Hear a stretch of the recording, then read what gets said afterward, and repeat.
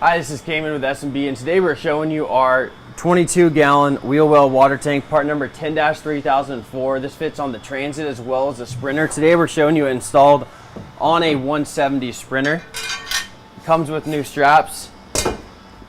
The tank is a wheel well tank, but it stops right at the start of the front wheel well. So right where the tank ends, right where the wheel well ends. Majority of the water built up back here. The dimensions of the tank: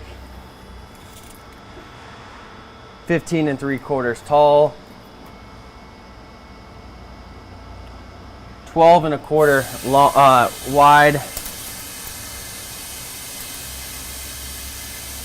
and 44 3/4 long.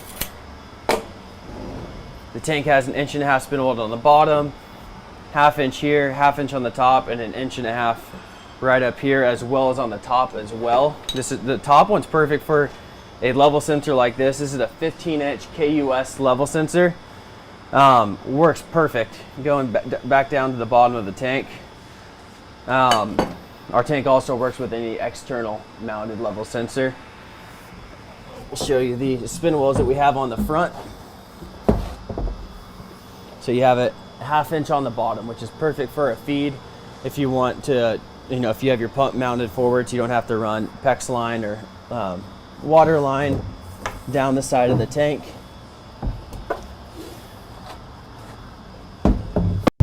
Again, the tank mounts just like this. Straps act as an awesome reinforcement, and then just mount right to the sheet metal. So for this position, you might have to run a couple washers or a bushing so it mounts flush with the sheet metal here since it dips down.